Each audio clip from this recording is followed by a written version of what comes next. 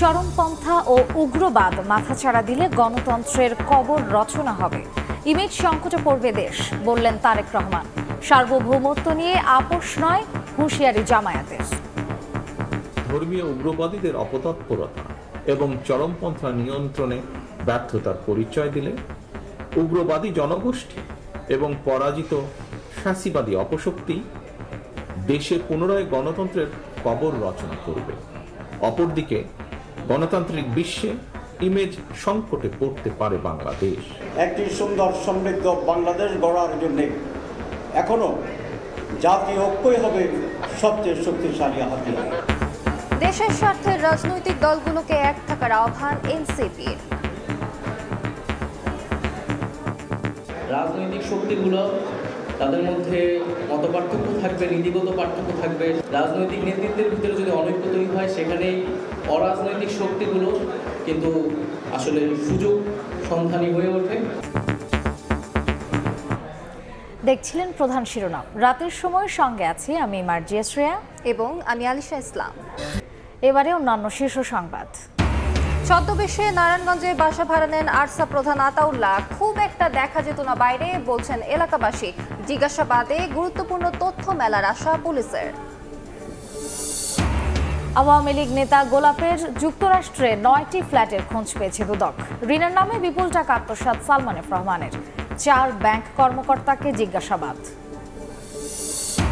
সামাজিক বৈষম্য দূর করার লক্ষ্য নিয়ে আসছে এবারের বাজেট। গুরুত্ব পাবে ব্যাংকের স্থিতিশীলতা ও কর্মসংস্থানও, জানালেন উপদেষ্টা। সংস্কার করা হবে এনবিআর। اللهم لا يهزم جندك ولا يخلفه عدك نسألك النصر। ফিলিস্তিনের জন্য মসজিদুল হারামে বিশেষ দোয়া। ইসরায়েলের ধ্বংস কামনা। যুদ্ধবিরতির মধ্যেই গাজায় হত্যাযজ্ঞে ক্ষোভে ফুঁসছে বিশ্ব। এক্সাইটেড আছে, আমরা প্ল্যান আছে, ইনশাআল্লাহ আমরা উইন করব।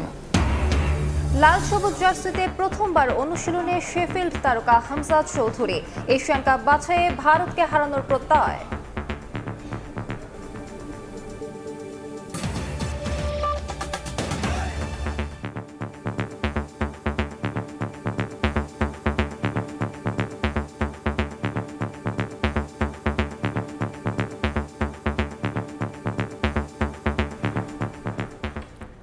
চরমপন্থা ও উগ্রবাদ মাথাচাড়া দিলে দেশ ইমেজ সংকটে পড়বে বলে মন্তব্য করেছেন বিএনপির ভারপ্রাপ্ত চেয়ারম্যান তারেক রহমান। রাজনৈতিক নেতাদের সম্মানে দলটির ইফতার মাহফিলে ভার্চুয়ালি অংশ নিয়ে তিনি কথা বলেন। গণতন্ত্রের শক্তিশালী হাতিয়ার জাতীয় ঐক্য জানিয়ে জামায়াত নেতা বলেন, স্বাধীনতা ও সার্বভৌমত্বের বিষয়ে কোনো আপোষ নয়। আর রাজনীতিকদের মতপার্থক্য থাকলেও দেশের স্বার্থে দলগুলোকে এক থাকার আহ্বান জানান এনসিপি আহ্বায়ক। ভিন্ন মতাদর্শ, ভিন্ন দল এক হয়েছেন পবিত্র মাহে রমজানে ইফতার আয়োজনে। রাজনৈতিক দলগুলোর নেতাদের সম্মানে রাজধানীর ইস্কাটনের লেডিস ক্লাবে ইফতার মাহফিলের আয়োজন করে বিএনপি। এতে অংশ নেন জামায়াত ইসলাম, নাগরিক ঐক্য, এলডিপি, জাতীয় নাগরিক পার্টি, এনসিপি সহ বিভিন্ন রাজনৈতিক দলের নেতারা। স্বাগত বক্তব্যে বিএনপি মহাসচিব মির্জা ফখরুল ইসলাম আলমগীর বলেন, বিভ্রান্ত ছড়ানো হচ্ছে, গণতন্ত্রের পথে যাওয়া ছাড়া কোনো বিকল্প নেই। নির্বাচনের কথা আমরা পরিষ্কার করে বলছি, এই জন্য ন্যূনতম সংস্কারগুলোকে করে যেন আমরা একটা জনগণের প্রতিনিধিত্বমূলক পার্লামেন্ট আমি তৈরি করতে পারি, জনগণের প্রতিনিধিত্বমূলক একটা সরকার গঠন করতে পারি, যারা সেখানে নির্ধারিত করবেন পরবর্তী সংস্কারগুলো কিভাবে হবে, কিভাবে হবে। জামায়াত ইসলামের নায়েবে আমির ডাক্তার সৈয়দ আবদুল্লাহ মোহাম্মদ তাহের বলেন, গণতন্ত্রের শক্তিশালী হাতিয়ার হচ্ছে জাতীয় ঐক্য। স্বাধীনতা সার্বভৌমত্বের বিষয়ে কোনো আপোষ নয়। একটি সুন্দর সমৃদ্ধ বাংলাদেশ গড়ার জন্য এখনো জাতীয় ঐক্যই হবে সবচেয়ে শক্তিশালী হাতিয়ার। যুগপৎ আন্দোলনের শরিক দলগুলোর নেতারা বলেন, গণতন্ত্রের স্বার্থে জাতীয় ঐক্যের বিকল্প নেই। ঐক্য বিনষ্ট হলে ফ্যাসিবাদ আবারও মাথাচাড়া দিয়ে ওঠার শঙ্কা তাদের। নির্বাচন যত দেরি হবে, ষড়যন্ত্র তত ডালপালা মেলবে। নির্বাচনবিহীন অনির্বাচিত একটা সরকার দেশে থাকা মানেই হচ্ছে আসলে অনেক ধরনের ফায়দা নেওয়ার রাস্তা খোঁজা। ভারতের দালালি করে কোনো লাভ হবে না। অন্যের উপর নির্ভরশীল হয়ে আমরা যদি আগাই, আমরা আর কখনো স্বাধীনতার সুফল ভোগ করতে পারবো না। নতুন রাজনৈতিক দল জাতীয় নাগরিক পার্টির আহ্বায়ক নাহিদ ইসলাম বলেন, রাজনৈতিক ঐক্যের অভাব হলে অরাজনৈতিক শক্তিগুলো সুযোগ সন্ধানী হয়ে উঠবে। একটি কথা বলা হচ্ছে যে ইনক্লুসিভ ইলেকশন। আমি মনে করি যে 5ই আগস্ট বাংলাদেশের জনগণ যেই শক্তিকে পরাজিত করেছে, মুজিববাদ এবং আওয়ামী লীগ, ফ্যাসিস্ট আওয়ামী লীগকে বাংলাদেশের জনগণ আসলে বিদায় করেছে। ফলে বাংলাদেশের যে সামনের ভবিষ্যৎ রাজনীতি, নির্বাচন, সেখানে আসলে সেই মুজিববাদী রাজনীতির কোনো স্থান আসলে হবে না। অনুষ্ঠানের প্রধান অতিথি বিএনপির ভারপ্রাপ্ত চেয়ারম্যান তারেক রহমান লন্ডন থেকে ভার্চুয়ালি অংশ নিয়ে বলেন, যদি চরমপন্থা ও উগ্রধর্মীয় মতবাদ মাথাচাড়া দিয়ে ওঠে তবে দেশে গণতন্ত্রের কবর রচনা হবে। ধর্মীয় উগ্রবাদীদের অপতৎপরতা এবং চরমপন্থা নিয়ন্ত্রণে ব্যর্থতার পরিচয় দিলে উগ্রবাদী জনগোষ্ঠী এবং পরাজিত ফ্যাসিবাদী অপশক্তি দেশে পুনরায় গণতন্ত্রের কবর রচনা করবে। অন্তর্বর্তীকালীন সরকারের কোনো উপদেষ্টা, এমনকি দু একটি রাজনৈতিক দলকেও জাতীয় নির্বাচনের ব্যাপারে ইদানিং কিছুটা ভিন্ন স্বরে কথা বলতে শোনা যায়। জনপ্রত্যাশার প্রতি শ্রদ্ধা না দেখিয়ে নতুন রাজনৈতিক বন্দোবস্তর নামে গৌণ ইস্যুকে মুখ্য করে অকারণ সময় ক্ষেপণের চেষ্টা হলে সেটি জনমনে ভুল বার্তা পৌঁছবে। রাজনৈতিক দলগুলোর নেতারা বলেন, জাতীয় ঐক্য বিনষ্ট হলে সুযোগ নেবে ফ্যাসিবাদ শক্তি। আহমেদ সালেহিন, সময় সংবাদ, ঢাকা। রাজনৈতিকভাবে উৎসাহী না হয়ে আইনজীবীদের কাজ করার আহ্বান জানিয়েছেন জামায়াতে ইসলামীর আমির ডক্টর শফিকুর রহমান। মানুষের কল্যাণে যাতে আইনজীবীরা কাজ করতে পারেন সেই আশাবাদ ব্যক্ত করেন তিনি। সুপ্রিম কোর্ট বার মিলনায়তনে বাংলাদেশ লয়ার্স কাউন্সিলের উদ্যোগে ইফতার মাহফিলে প্রধান অতিথির বক্তব্যে এ কথা বলেন জামায়াত আমির। তিনি বলেন, দেশে সামাজিক ন্যায় বিচারের চরম অভাব। কোরআনের আইনের ভিত্তিতে একটি মানবিক সমাজ গঠনে সকলকে আন্তরিক হওয়ার আহ্বান জানান ডক্টর শফিকুর রহমান। সাধারণত পলিটিক্যালি মোটিভেটেড হয়ে এই বিষয়ে সিদ্ধান্ত দেওয়া হয়। ইয়েস, দুনিয়া আপনি পারবেন, কিন্তু আখেরাতে আপনি নিজেকে জাস্টিফাই করতে পারবেন না। সেই দিন আপনি আটকা পড়ে যাবেন। আপনারা বিচারকের অংশ, আপনারাই তো বলেন বার এবং বেঞ্চ মিলে বিচার। সকল বিচারকের একজন বড় মহাবিচারক আছেন। At the day of final judgement সেদিন দুনিয়ার সকল বিচারক, আইনজীবী, ভিকটিম সকলকে সেদিন এবং উইটনেস যারা সবাইকে হাজিরা দিতে হবে।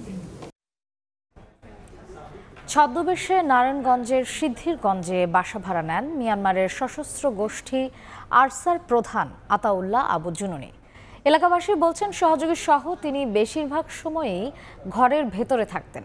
প্রায় 4 মাস এমন চলার পর অবশেষে র্যাবের জালে ধরা পড়ল 5 সহযোগী সহ আতাউল্লাহ। আলাদা 2 মামলায় তারা 10 দিনের রিমান্ডে আছেন। সিফাত আল শাহরিয়ারের ছবিতে বিস্তারিত তানভীর হাসান মেঘের প্রতিবেদনে। চুলদারি কেটে ছদ্মবেশে প্রায় 4 মাস ধরে নারায়ণগঞ্জের সিদ্ধিরগঞ্জ এলাকার ভূমিপল্লী টাওয়ারের 10 তলাই ভবনের 8 তলায় বসবাস করে আসছিলেন মিয়ানমারের সশস্ত্র বিদ্রোহী গোষ্ঠী আরসার প্রধান আতাউল্লাহ আবু আম্মার জুনুনি। সঙ্গে থাকত সংগঠনের অন্য সদস্যরা। অবাক করার বিষয়, এলাকাবাসী কেউই জানতেন না তাদের সম্পর্কে। এলাকাবাসী বলছেন, নামাজ পড়া এবং প্রয়োজনীয় কাজ ছাড়া তারা কখনোই বাসা থেকে বের হতেন না। যে 3 তলা আছিল এরা 3 থেকে 4 জন আছিল। এরপর 8 তলা গেছে, হেগো টোটাল ফ্যামিলি লই আইছে 8-10 জন, মহিলা শুদ্ধে, বাচ্চা শুদ্ধে। আমি আসছি হচ্ছে 1 তারিখে আমার এই ফ্ল্যাটে, এই মার্চের 1 তারিখে। তা আমি দীর্ঘদিন নিচে গ্যারেজে আমি ফ্ল্যাটের কাজ করাইছি, আমার ফার্নিচারের কাজ করাইছি, কিন্তু আমি মানে রানিং অবস্থায় ওদের চেহারা কখনো দেখিনি। একটা লোককে চিনছি, কারণ হচ্ছে একটা লোক আপনার মেবি মাসখানিক আগে নতুন একটা ফার্নিচার কিনছিল। এর আগে কোনো কিছু জানতাম না আমরা, কিন্তু উনি নামাজে যাইতো, এই লোকগুলা নামাজ পড়তো, নামাজের জন্য ডাকতো, ভাই নামাজে চলেন একটুকুই। 5 ওয়াক্ত দেখতাম না, অ্যাকচুয়ালি আসর মাগরিবে ওই 2 টাইমে দেখতাম, অ্যাকচুয়ালি আসরের টাইমে, মাগরিবের টাইমে। গত 16ই মার্চ সিদ্ধিরগঞ্জের ভূমিপল্লী আবাসিক এলাকায় নাশকতামূলক কর্মকাণ্ড ও অপরাধ সংগঠনের লক্ষ্যে গোপন বৈঠকে বসে আতাউল্লাহ সহ সংগঠনের অন্যান্য সদস্যরা। গোপন সংবাদের ভিত্তিতে অভিযানে নামে র্যাব। ঘটনাস্থল থেকে আরসার প্রধান 6 জনকে গ্রেপ্তার করা হয়। গ্রেপ্তারকৃতদের বিরুদ্ধে সন্ত্রাস বিরোধী ও অবৈধ অনুপ্রবেশ আইনে আলাদা দুটি মামলা করে র্যাব। মঙ্গলবার তাদেরকে আদালতে তোলা হলে 6 জনকে জিজ্ঞাসাবাদের জন্য 2 মামলায় 5 দিন করে মোট 10 দিনের রিমান্ড মঞ্জুর করেন আদালত। গত পরশু র্যাবের একটি আভিযানিক টিম রোহিঙ্গার আরসা প্রধানকে সিদ্ধিরগঞ্জ ভূমিপল্লী এলাকা থেকে গ্রেপ্তার করে। তৎপরবর্তীতে তাকে নিয়ে ময়মনসিংহেও একটা অপারেশন চালানো হয় এবং তাকে আদালতে 2টা মামলায় চালান দেওয়া হয়েছিল। আমার পুলিশ তাদেরকে রিমান্ড প্রেয়ার করে এবং 10 দিনের রিমান্ড নিয়ে আসে 2টি মামলায়। তারা এখন পুলিশি হেফাজতে আছে এবং সেখানে তাদের জিজ্ঞাসাবাদ চলছে। যে কোনো ধরনের অপতৎপরতা রুখতে আইনশৃঙ্খলা বাহিনী সবসময় প্রস্তুত আছেও বলে জানান পুলিশের এই কর্মকর্তা। গুরুত্বপূর্ণ তথ্য থাকে। তানভীর হাসান মেঘ, সময় সংবাদ, ঢাকা। 21শে আগস্ট গ্রেনেড হামলা মামলায় সব আসামির খালাসের রায়ের বিরুদ্ধে আপিল করলেন রাষ্ট্রপক্ষ। আসামি পক্ষ বলছেন সর্বোচ্চ আদালত থেকে চূড়ান্ত ফয়সালা হওয়া উচিত। আপিল বিভাগেও খালাসের রায় বহাল থাকার প্রত্যাশা আসামি পক্ষের। এদিন অস্ত্র মামলায় সাবেক স্বরাষ্ট্র প্রতিমন্ত্রী লুৎফুজ্জামান বাবরকে খালাস দিয়েছেন হাইকোর্ট। বাবরকে গ্রেফতার থেকে 17 বছর সাজা দেওয়া সহ সব প্রক্রিয়াকে অবৈধ ঘোষণা করেন আদালত। 21শে আগস্ট গ্রেনেড হামলা মামলায় তারেক রহমান সহ 49 জনের খালাসের রায়ের বিরুদ্ধে রাষ্ট্রপক্ষের আপিল করার খবর আসে বুধবার সকালে। এমনকি সেই আপিল শুনানির জন্য সর্বোচ্চ আদালতের কার্যতালিকায় রাখা হয়। অনেকেরই প্রশ্ন, খালাসের রায়ের বিরুদ্ধে কেন রাষ্ট্র আপিলে গেল? যদিও আসামিপক্ষের আইনজীবীরা বিষয়টিকে ইতিবাচক হিসেবেই দেখছেন। তারা বলছেন সর্বোচ্চ আদালত থেকে চূড়ান্ত ফয়সালা আসা উচিত, তবে খালাসের রায় বহাল থাকবে বলে আশা প্রকাশ করেন তিনি। আমি মনে করি আইনের শাসন প্রতিষ্ঠার ক্ষেত্রে এরকম আপিল দায়ের করে সর্বোচ্চ আদালতে এগুলো নিষ্পত্তি হওয়া সকলের জন্যই কল্যাণকর। আমরা আশা করি হাইকোর্ট বিভাগ যে রায় দিয়েছে 21শে আগস্টের মামলায়, সুপ্রিম কোর্টও সেই রায়কে যথাযথভাবে আপহেল করবেন এবং বহাল রাখবেন। আলোচিত এই মামলায় সাবেক স্বরাষ্ট্র প্রতিমন্ত্রী লুৎফুজ্জামান বাবর সহ 19 জনকে মৃত্যুদণ্ড দিয়েছিলেন বিচারিক আদালত। আর তারেক রহমান সহ 19 জনকে দেওয়া হয় যাবজ্জীবন কারাদণ্ড। বিভিন্ন মেয়াদে সাজা হয় 11 জনের। হাইকোর্টে এসে সব আসামি খালাস পান। এদিন অস্ত্র মামলায় লুৎফুজ্জামান বাবরকে খালাস দিয়েছেন হাইকোর্ট।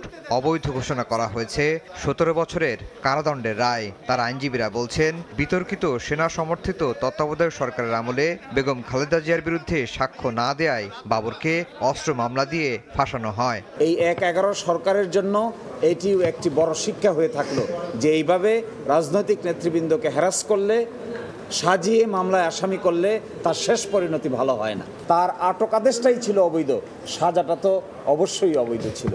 এই ফাইন্ডিংসের ভিত্তিতে আজকে তাকে বেকসুর খালাস করেছেন।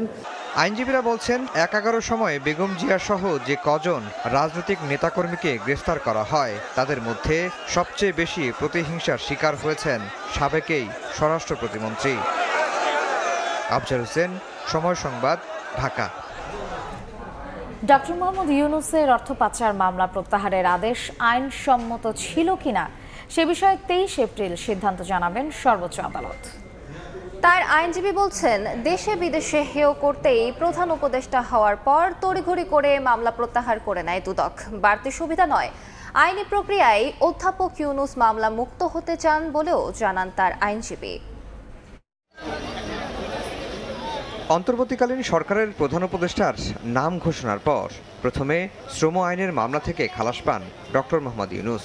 শপথ নেয়ার 4 দিন পর অধ্যাপক ইউনূস সহ 14 জনের বিরুদ্ধে অর্থ পাচার মামলা প্রত্যাহার করে নেয় দুর্নীতি দমন কমিশন। প্রধান উপদেষ্টার দায়িত্ব নেয়ার পর এভাবে মামলা প্রত্যাহারের কারণে বিব্রত হন এই নোবেল জয়ী। এর বিরুদ্ধে আইনি লড়াইয়ে নামেন তিনি। বুধবার ডক্টর ইউনূসের অর্থ পাচার মামলা প্রত্যাহারের আদেশ আইনসম্মত ছিল কিনা সে বিষয়ে শুনানি হয় সর্বোচ্চ আদালতে। রাষ্ট্রের সর্বোচ্চ আইন কর্মকর্তার বক্তব্যও শোনেন আপিল বিভাগ। 23 এপ্রিল এ বিষয়ে রায়ের দিন ধার্য করা হয়েছে। মামলা উইথড্র করাটা সঠিক হয় নাই, এটা আদালতের উপরে একটা অবৈধ চর্চা করা হয়েছে। সুতরাং এটা আদালতের নিয়ম অনুযায়ী নিম্ন আদালতের জাজমেন্টের চার্জ ফ্রেমের বিরুদ্ধে আমরা হাইকোর্টে আসছি। হাইকোর্ট এটা রিজেক্ট করেছে বিগত গভর্নমেন্টের সময়। আমরা এখানে আপিল করেছি ইন টাইম। সুতরাং এই আইনের প্রক্রিয়ায় মামলাটা নিষ্পত্তি হবে। ডক্টর মোহাম্মদ ইউনূসের আইনজীবী বলছেন, দেশে বিদেশে নেতিবাচক বার্তা দিতে সবার অগোচরে তড়িঘড়ি করে মামলা প্রত্যাহার করে নিয়েছিল দুদক। কোনো আমাদেরকে নোটিশ করলেন না, ধার্য তারিখও ছিলেন না। তারপরে আবার একই দিনে আদালত, সেই আদালত যে আদালত আমাদেরকে সময় দেয় নাই বিগত সরকারের সময়, সে একই ডেটে আবার মামলাটা প্রত্যাহার করলেন। আমরা এই সমস্ত জিনিসটা দেখতেছি আসলে পূর্ববর্তী সরকারের অনুগত ব্যক্তিরাই এই ডক্টর ইউনূসকে হেয় প্রতিপন্ন করার জন্য এবং মামলাটাকে ভিন্ন খাতে প্রভাবিত করার জন্য এই কাজটা করেছে। প্রধান উপদেষ্টা হিসেবে বাড়তি সুবিধা নয়, আইনি প্রক্রিয়ায় অধ্যাপক ইউনূস মামলামুক্ত হতে চান বলেও জানান তার আইনজীবী। আফজাল হোসেন, সময় সংবাদ, ঢাকা। আওয়ামী লীগ নেতা ও সাবেক এমপি আব্দুস সোবহান গোলাপের যুক্তরাষ্ট্রের 9টি ফ্ল্যাট থাকার প্রমাণ পেয়েছে দুদক। এছাড়া 68 কোটি টাকার অবৈধ সম্পদ ও বিপুল অর্থ সন্দেহজনক লেনদেনের অভিযোগে মামলা করেছে সংস্থাটি।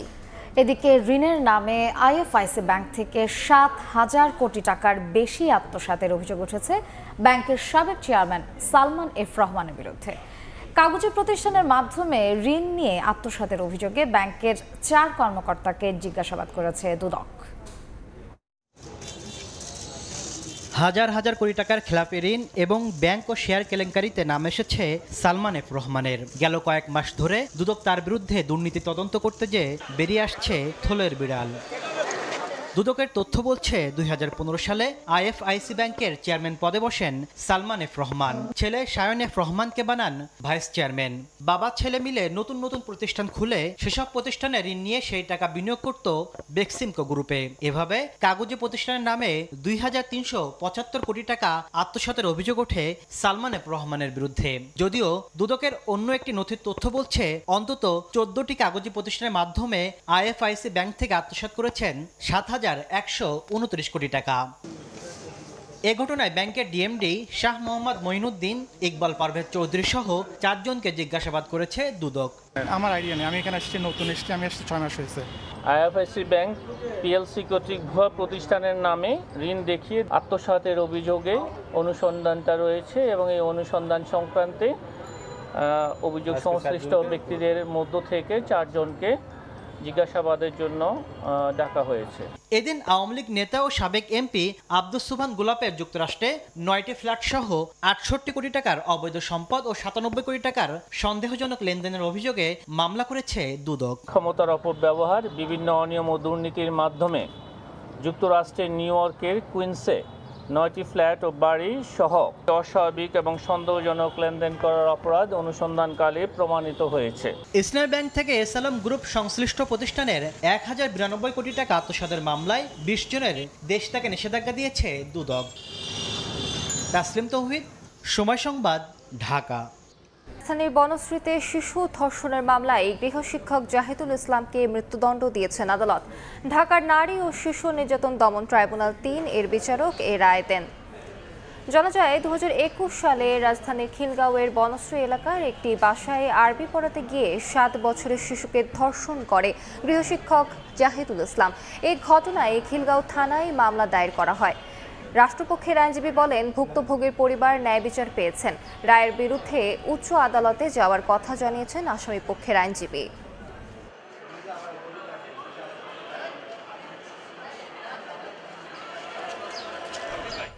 ফল আমদানিতে সম্পূরক শুল্ক ও কর কমানোর প্রভাব পড়েছে রাজধানীর খুচরা বাজারে। আপেল, কমলা, আঙুর, নাশপাতির দাম রাতারাতি কমেছে কেজিতে 30 থেকে 70 টাকা। দাম আরও কমবে বলে জানিয়েছে তাজা ফল আমদানিকারক সমিতি। দাম কমতে শুরু করেছে চড়া মূল্যের ফলের বাজারে। রাজধানীর কাউরান বাজারের খুচরা বিক্রেতারা বলছেন, একদিনের ব্যবধানে আমদানি করা আপেল, কমলা, আঙুর, নাশপাতির দাম কমেছে কেজিতে 70 টাকা পর্যন্ত। তাদের দাবি মানছেন ক্রেতারাও। যে আপেলটা ছিল 350 টাকা, আজকে সে আপেল 320 টাকা। গতকাল নাশপাতি ছিল 300 টাকা, আজকে 280 টাকা। গতকাল আঙুর 350 টাকা 7 আঙ্গুর ছিল, এই আঙ্গুর আজকে 300 টাকা 280 টাকা বিক্রি হচ্ছে। আমরা চাই সহনশীল পর্যায়ে থাকুক, আরো দাম করুক। হঠাৎ করে ফলের বাজারে দাম কমতির কারণ গেল সোমবার রাতে নতুন এক প্রজ্ঞাপনে আপেল, কমলা, মাল্টা সহ লেবু জাতীয় ফল আমদানিতে সম্পূরক শুল্ক 30% কমিয়ে 25% করা হয়েছে। মওকুফ করা হয়েছে 5% আগাম কর। আপেল 400 টাকা কেজি সাধারণ মানুষের জন্য একটু বেশি, যাদের প্রয়োজন তারা খাইতেছে, যাদের খাইতে মন চায় তারা পারতেছে না খাইতে। আর একটু কমলে সবাই স্বাচ্ছন্দ্যভাবে খেতে পারবে। আমদানিকারকরা বলছেন এনবিআর এর শুল্ক কর কমানোর সিদ্ধান্তে ফলের দাম কমবে আরও। 1 কন্টেনার আপেল কম হবে 4,45,000 টাকা, আর যেটা অরেঞ্জ মালটা আমরা নিয়ে আসি মালটা সেটা কমবে হলো 1 কন্টেনারে 4,65,000 টাকার মতন কমবে। আমরা ইতিমধ্যে যারা পাইকারি বিক্রেতা আছি তারা কমে বিক্রি করে দিচ্ছি। ভোক্তা পর্যায়ে এই সুফলটা তারা করতে পারবে। এর আগে গেল 9 জানুয়ারিতে জারি করা অধ্যাদেশে এসব ফলের সঙ্গে আনারের সম্পূরক শুল্ক বাড়ানো হলেও কমানো হয়নি এবারের প্রজ্ঞাপনে। অন্তরা সেন, সময় সংবাদ, ঢাকা।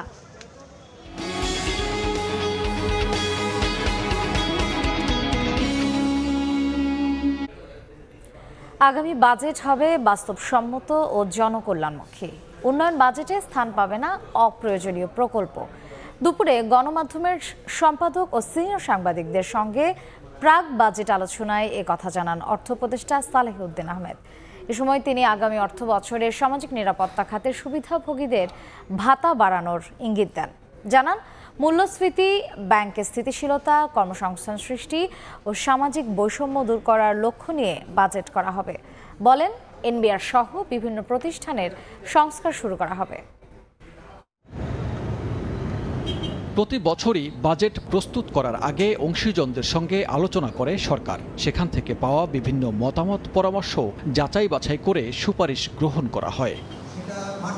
বুধবার অর্থ মন্ত্রণালয়ে 2025-26 অর্থ বছরের বাজেট আলোচনায় অংশ নেন গণমাধ্যমের সম্পাদক সহ সিনিয়র সাংবাদিকরা। উঠে আসে অর্থনীতির সংকট ও সমাধানের উপায়। ফাঁপা অর্থনীতির ভঙ্গুর দশা থেকে প্রাথমিক ধাক্কা অন্তর্বর্তীকালীন সরকার দক্ষতার সঙ্গে সামাল দিতে পেরেছে বলে মত দেন গণমাধ্যম কর্মীরা। তবে শুধু বাজেটের আকার না বাড়িয়ে অপচয় রোধ করার উপর গুরুত্ব দেওয়া হয়। গৃহস্থলী কাজের অর্থনৈতিক স্বীকৃতি, বিনিয়োগ, কর্মসংস্থান নিয়েও আলোচনা হয়। অর্থ উপদেষ্টা বলেন, জনকল্যাণমূলক রাষ্ট্র গড়তে চায় সরকার। এনবিআর সহ বিভিন্ন প্রতিষ্ঠানের সংস্কার শুরু করা হবে। বাকি সংস্কার পরবর্তী সরকার এসে করবে। তথাকথিত বাজেট না হয় যদি কিছুটা ইনোভেশন থাকে সেটা পরবর্তী কারণ। অর্থাৎ আমাদের চ্যালেঞ্জগুলো আপনার মূল্যস্ফীতি, তারপর আপনার ফরেন রিজার্ভ বিষয়ে আপনার কাজ করছে, ব্যাংকিং সেক্টরে লিকুইডিটি প্রবলেম আছে, ব্যবসাটা বন্ধ হয়ে গেছে, তাই না? বড় ব্যবসা বলুন, ছোটো ব্যবসা বলুন, কর্মসংস্থান আমাদের ব্যবসাতে বড় সংস্কার আমরা করবো, এনবিআরের সংস্কার করবো, ট্যাক্সগুলির বাড়তে যায়, করাপশন কীভাবে কমা যায়, ট্যাক্স কালেকশন। অর্থ উপদেষ্টা জানান, এমনভাবে বাজেট করা হবে যা কোনো রাজনৈতিক সরকার ছুঁড়ে ফেলে দিতে পারবে না। বাজেটটা আমরা বাস্তবমুখী করবো, বাজেটের সাইজ হয়তো বড় করবো না, এডিপির সাইজ খুব হয়তো বড় হবে না, মূল্যস্ফীতি কমাতো, সাথে তেমন আয় যেন বাড়িতে, সামাজিক নিরাপত্তা, এডুকেশন এবং আইটিতে অ্যালোকেশন কমবে না, বাড়বে। এছাড়া 2026 সালের মধ্যেই এলডিসি উত্তরণের পরিকল্পনার কথা জানান অর্থ উপদেষ্টা। সামাজিক নিরাপত্তা মানে কিছু বাড়াবো। সানবীর রূপল, সময় সংবাদ, ঢাকা। ছড়ের মাটিরাঙ্গায় ইউপিডিএফ প্রসিদ্ধ গ্রুপের এক কর্মীকে গুলি করে হত্যার অভিযোগ উঠেছে জনসংহতি সমিতির বিরুদ্ধে। ইউপিডিএফ এর জেলা সংগঠক অঙ্গ মার্মা জানান, সকাল 7টার দিকে উপজেলার তাইন্দং হেটম্যান পাড়া এলাকায় অবস্থান করছিল ইউপিডিএফ এর একটি সাংগঠনিক দল। সেখানে আগে থেকে ওত পেতে থাকা জনসংহতির সন্ত্রাসীরা তাদের উপর গুলি করে পালিয়ে যায়। এ সময় অস্তিন ত্রিপুরা নামে তাদের এক কর্মী নিহত ও তার বোন তারাপতি ত্রিপুরা আহত হয়েছেন বলে তিনি দাবি করেন। তবে এ বিষয়ে জনসংহতি সমিতির কারো বক্তব্য পাওয়া যায়নি।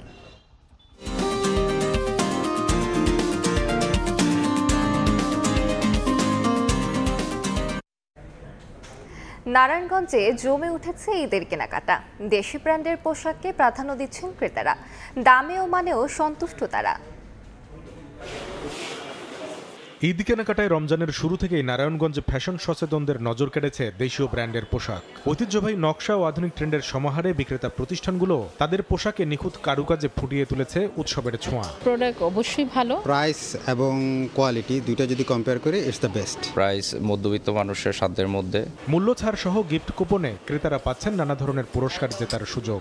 রাইট টাইম আমি যেটা নিয়েছি সেটা অফারেই নিয়েছি। কুপনের মাধ্যমে সে আমাদের একটা রয়্যাল এনফিল্ড বাইক অথবা একটা ডাবল ডোরের ফ্রিজ অথবা ঢাকা টু কুয়ালালামপুর কাপড়ের টিকিট জিতে নিতে পারবে। আবহাওয়াকে গুরুত্ব দিয়ে viscose silk, knit, denim, jacquard কটনের আরামদায়ক কাপড়ই প্রাধান্য পেয়েছে এবারের ঈদের পোশাকে। সময় সংবাদ, নারায়ণগঞ্জ। রাতের সময় দেশের বাইরের খবর। যুদ্ধবিরতির মধ্যে গাজায় ইসরায়েলি হত্যাযজ্ঞে ক্ষোভে ফুঁসছে বিশ্ব। যুক্তরাষ্ট্রসহ ইউরোপ ও মধ্যপ্রাচ্যের বিভিন্ন দেশে লাখো মানুষ রাস্তায় নামে। তবে সমালোচনার তোয়াক্কা না করে উপত্যকাটিতে হামলা অব্যাহত রাখার ঘোষণা দিয়ে নেতানিয়াহু বলেছেন, অভিযান তো কেবল শুরু।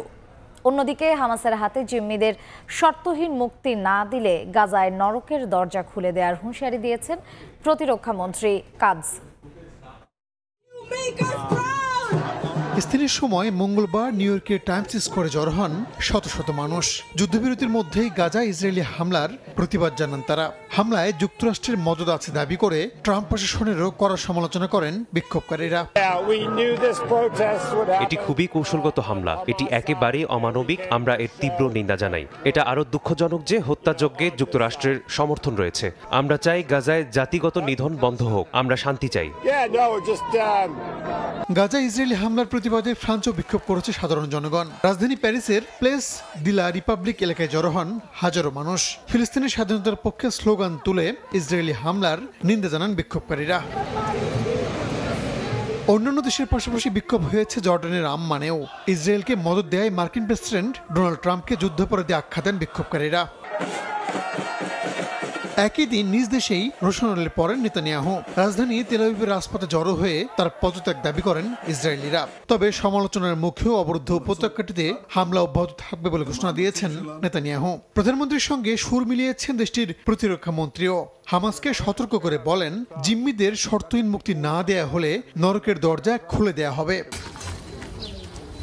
এর আগে মঙ্গলবার গাজায় নতুন করে বর্বরতা চালায় ইসরায়েলি সেনারা। হামলায় নিহত হন 400-র বেশি ফিলিস্তিনি। হতাহতদের মধ্যে উপত্যকাটির প্রধানমন্ত্রীও আছেন বলে জানিয়েছে বিভিন্ন গণমাধ্যম। হামলায় ধ্বংসস্তূপে পরিণত হয়েছে অবরুদ্ধ অঞ্চলটি।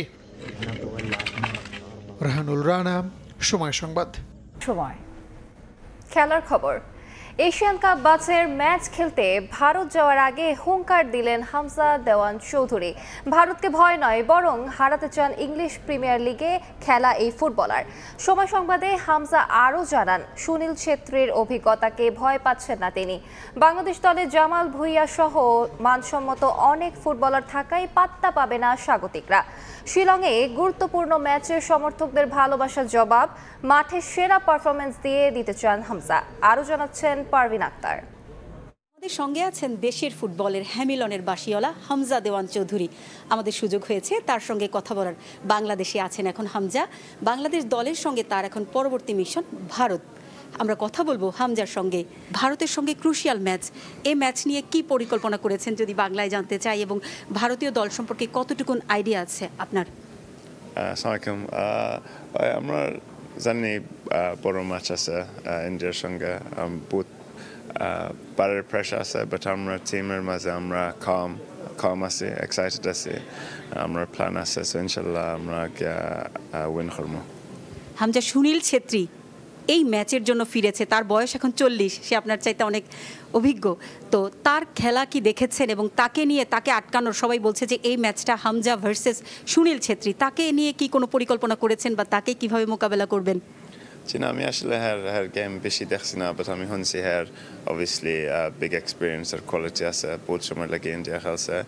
আর আমার বহুত আরও প্লেয়ার আছে, জামাল আছে, both are the attacking players আছে, so ঠিক আছে, আমরা কথা নয়, it's definitely about India আর বাংলাদেশ।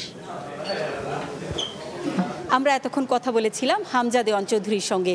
তিনি আমাদেরকে জানিয়েছিলেন ভারত শক্ত প্রতিপক্ষ হলেও ভারতকে হারানোর সামর্থ্য বাংলাদেশ দলের আছে, এবং হামজা 25 মার্চের ম্যাচে বাংলাদেশের জয়ের ব্যাপারে আশাবাদী। পারভিন আক্তার, সময় সংবাদ, ঢাকা। এই ছিল রাতের সময়। সঙ্গে থাকুন সময়।